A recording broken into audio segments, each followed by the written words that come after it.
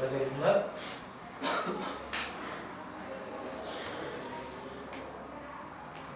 Xo'p, logaritm o'zi nima? Birinchi savol, shu savolga javob bersak. O'zi unchalik qiyin narsa emas.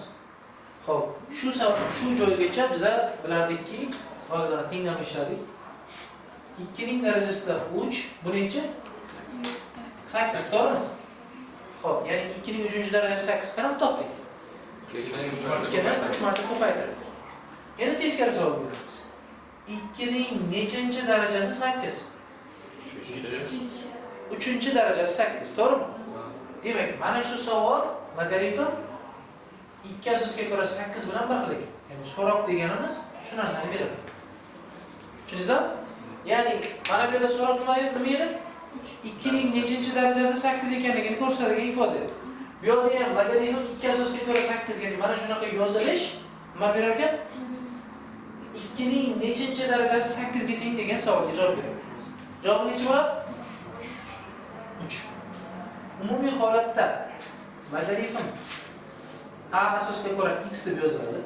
Funksiya ko'rinishida. Xo'p, bu yerda o'qilishi logaritm a asosga ko'ra x. Bunda a asos x argument yoki bo'lmasa logaritmlangan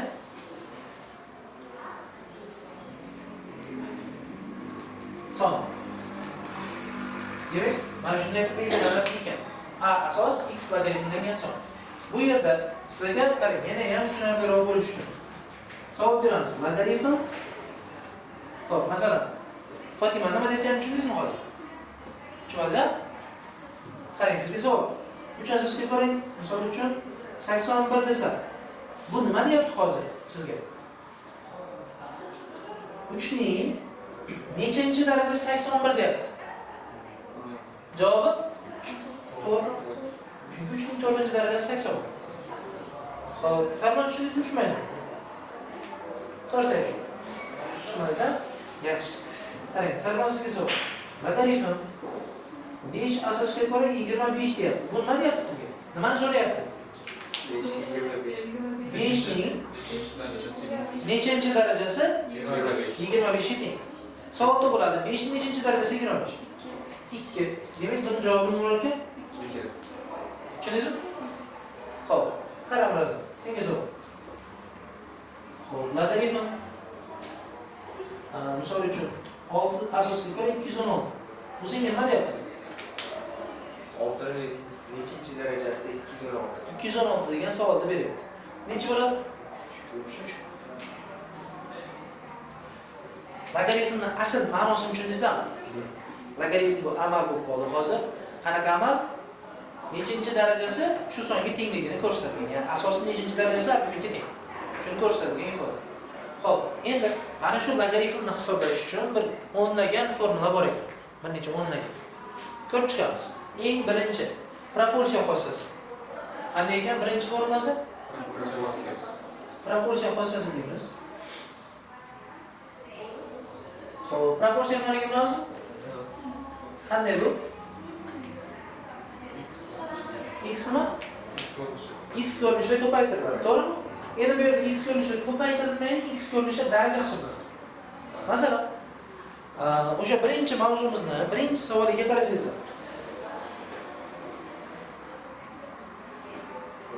Birinchi savoliga qarasangizlar, logaritm 2 asosga ko'ra 16. Logaritm 2 asosga ko'ra 16. Teng to'g'ri. Ishlang nima qilmoqda? Nima debdi? Tenglik to'g'riligini tekshiring. Bu ko'rinib turibdi. Savol beradi. Mana nima degan savol edi? 2 ning nechanchi darajasi 16 ga teng. Nechanchisi 16? To'g'ri. Haqiqatan to'g'ri. To'g'ri? Endi proporsiya xossasini tushunamiz. Formulasi qarang. Logaritm a asosga ko'ra x teng y desak, buni markazida 1 bor deymiz. Proporsiya xossasiga ko'ra, proporsiya bo'lsa a ko'paytirib y, x ko'paytirib 1 bo'lishi kerakmi? Logaritm bo'lsa a ning y darajasi x ning birinchi darajasi. Tushundingizmi? Bu yerda ham 4 mahrajda nima yozamiz? 2 ning nechinchi darajasi? 4-chi darajasi. 16 ning birinchisi. 16. Bu to'g'ri? Bu to'g'ri. Demak, birinchi misolimiz to'g'ri ekan. Bizning vazifamiz to'g'rimi, noto'g'rimi tekshirishda to'g'ri chiqdi. Tushundingizmi? Davom etamiz. Uchinchisi. Keling, navbat bilan ketaylik. Sarmos. Logaritm bir taqsim 2 asosga ko'ra, bir taqsim 3. To'g'rimi?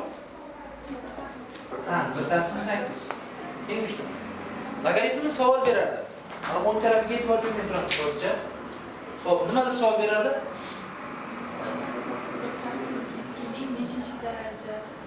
Bir taqsim 3 ga teng. Bu savolga javob berishimiz. Ha, o'sha bir taqsim 8 ga teng. Bu savolga javob beradigan bo'lsak, haqiqatda 2 ning kubi necha bo'lardi? 8 bo'lardi, mos keladi, to'g'ri, 3-darajasi. Endi shuni proporsiya xossasidan foydalanamiz. Qanday? 1 yozamiz. 1 taqsim 2 ning nechinchi darajasi? 3-darajasi. 1 taqsim 8 ning nechinchi darajasi? 1-chi darajani yozish. Haqiqatda 2 ning kubi 8 mi? Demak, bu to'g'ri. Tushundingizmi? Xo'p. Aha, qaytaraman. Proporsiya xossasini ishlatganini tushundingizmi? Ya'ni kapalakka o'xshab turib yoki qaychiga o'xshab turib ishlatdik. Endi 1 ning kubi necha? 2 ning kubi necha? To'g'ri ekanmi? Demak, to'g'ri yoki noto'g'riligini tekshiramiz. To'g'ri deb belgilaymiz. Xo'p, davom etamiz. 5-inchisi. Logaritm 7 asosga ko'ra 7 teng 1. Xo'p, birinchi navbatda Fatima o'ng tarafini yo'q deb turamiz. Mana bu yo'q. Xo'p, nima savol beryapti? Necha 7 ning nechinchi darajasi 7 ga teng. Savol nechinchi darajasi 7 ga teng? Birinchi darajasi. To'g'ri? Ha, endi proporsiya xossasini ishlatamiz. Bir mahrajda 7 ning birinchisi teng 7 ning birinchisi.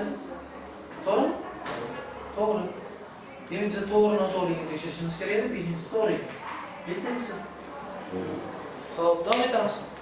7-inchisida. Xo'sh, logaritm to'g'ri asosga ko'ra 256 barobar 4. Qaraymiz. O'ng tarafdagi 4 ni yo'q deb turadi. 4 ning nechinchi darajasi? 256. Bu albatta 4-chi. Tekshirib ko'ramiz. Mahrajda 1 bor. 4 ning 4-chi darajasi 256 ning 1-chi darajasi. 4 ning haqiqatda 256. 4 marta 4 ni ko'paytirsak, bu demak to'g'ri. Tushundingizmi? Davom etamiz.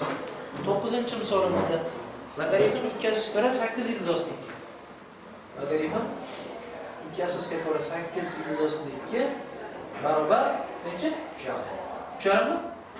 Ha, 3,5. Xo'p, endi 3,5 degani bu nima degani? 7 taqsim 2. To'g'ri? 7 taqsim 2.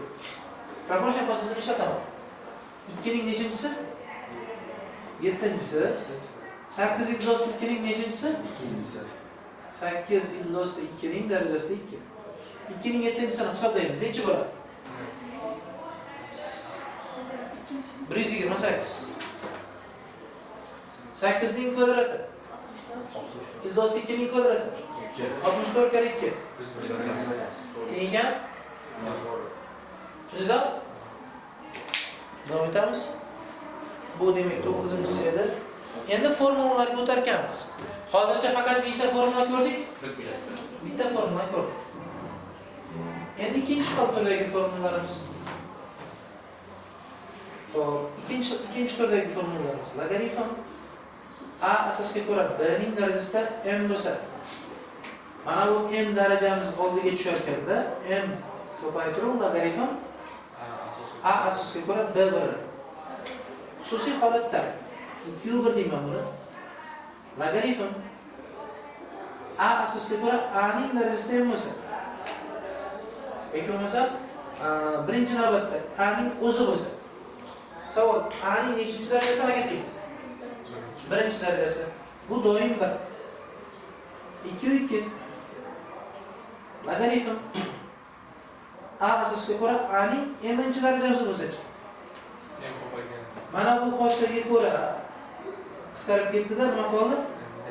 M muz bo'ldi. Tushundingizmi? Hisob qilinglar. A ning a asosga ko'ra a ning m-chi darajasi bo'lsa, javob m bo'ladi. Ikkinchi xossam, uchinchi xossamiz. Agar logarifm a ning darajasida n asosga ko'ra n bo'lsa, mana bu n pastda turibdi-ku. Bunda tepada turadi. Tepada turgani oldiga chiqsa, pastda turgani oldiga chiqargan faqat bir taqsim bo'ladi. Bir taqsim n asosga ko'ra bir taqsim n asosga ko'ra, bir taqsim n ko'paytiruv logarifm a asosga ko'ra 1. Tushundingizmi? Xususiy holatda 3/1 logarifm a asosga ko'ra n a ning birinchisi asosga ko'ra a bo'ladi. Bu degani a'lar bir xilmi? Nima qiladi bir xil bo'lsa? Bular qisqarib ketdi. Faqat n endi maxrajda bo'lgani uchun ko'paytiruv n bo'ladimi yoki bo'lim? Bir taqsimmi? Tushundingizmi? Endi 4-chi qo'shsamiz. Logarifm a asosga ko'ra a ning m-chi asosga ko'ra b ning a ning birinchisi asosga ko'ra b ning m-chisi. Hop, endi a va b bizada a va b turlicha, lekin asosda ham n bor, darajada ham n bor, to'g'rimi? Bura oldiga tushadi. Argumentdagisi suratda, asosdagisi ko'paytiruv logarifm a asosga ko'ra b. Tushundingizmi? Endi 4/1. Agar logarifm a ning darajasida n asosga ko'ra a ning darajasida m bo'lsa-chi, bir xil bo'lsa, a lar qisqarib ketadi-da, m taqsim m. Tushundingizmi? Xo'p, yaxshi. Xo'p, qarang, uyga vazifamiz.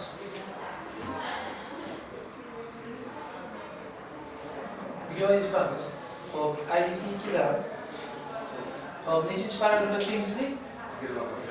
Paragraf 21 ni tugatish. Paragraf 22. Bundan kam yana beraman.